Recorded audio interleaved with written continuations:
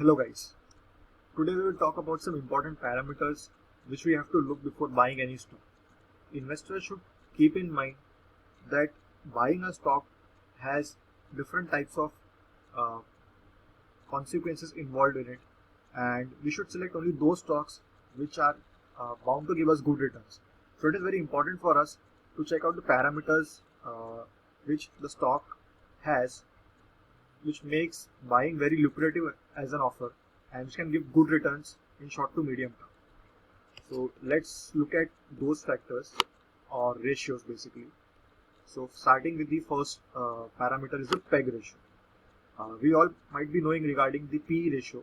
So this PEG ratio is basically similar to PE ratio only.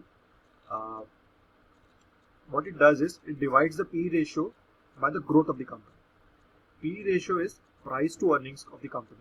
So whatever the current price of a particular stock is there in the market and divided by its earnings. So let's suppose it's an IT stock. So the IT industry will have an average, let's say 20. So the stock should trade below 20. The PE ratio of the stock should be below 20 so that we can say it is undervalued. But what if there are no competitors to a particular company? Let us take IndiaMart or Just Dial, where the number of competitors are basically very less, like Info Edge, Just Dial, and IndiaMart. So in that case, PEG ratio stands very handy to calculate if the stock is undervalued or overvalued.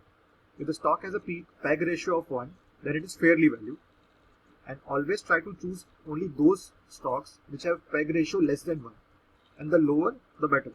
Generally, like I prefer stocks which are having a PEG ratio of less than 0.5. So they are deeply undervalued. So if the stock has a greater value of PEG, which is more than 1, then in that case, the stock should be a large cap or an established brand.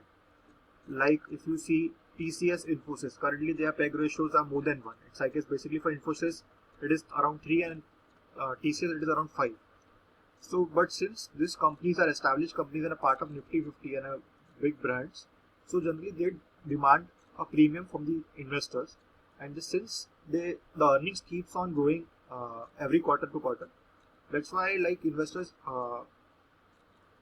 do earn a good amount of return from these companies, and although their PEG ratio is higher, but they still keep climbing up. Second, very important part is ROCE. ROCE is return on capital employed. It is a percentage of return which the company generates after investing 100 unit of investment. So basically, let's say if suppose a company is investing 100 rupees on a particular item, and what returns it is generating on the 100 rupees invested is ROCE. The more the ROCE, the better it is. Like generally, it is preferred that ROCE should be more than 15 for a particular stock. The more it is better.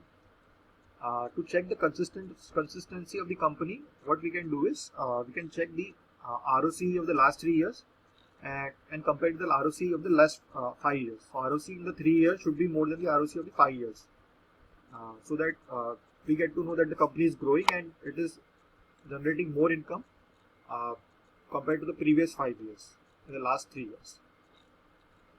Debt to equity. The next ratio is debt to equity.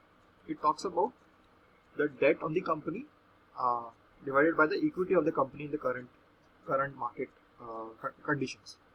So debt is nothing but the loans taken by the company, which company might have taken to fulfill tasks or due to the daily activities. It is very basic that the loans on the company should be very less. So the lower the debt to equity ratio will be, the better it is for the company. So generally ideal ratio is it should be like less than 0.5. In that case, it will be better for the company to keep generating constant profits. It might happen that sometimes profits are not that great in a particular quarter, but if suppose loans are also less, then they don't have to pay the interest back to the banks as loans. So the lower the debt to equity ratio, the better it is. Fourth is the OPM, or the operating profit margin. Operating profit margins is nothing but it reflects the margin of the profit in terms of sales of the companies on 100 rupees. So if suppose like company is selling a product of 100 rupees and it is profit margin or the profit of the company is 20 rupees out of that. So the profit margin we can say is 20%. So higher profit margins we definitely give good profits to the company and consequently more returns to the investors. So higher the operating profit margins, the better it is. The promoter holdings is the fifth one. And the last part, which plays very important role while selecting a particular stock. Promoter holding is nothing but the percentage holding of the promoters of the company in a particular stock. The maximum limit set by the SEBI is 75%. There are some exceptions to it, like for the government companies, for some companies it is more than 75, but they also have to bring it down to 75.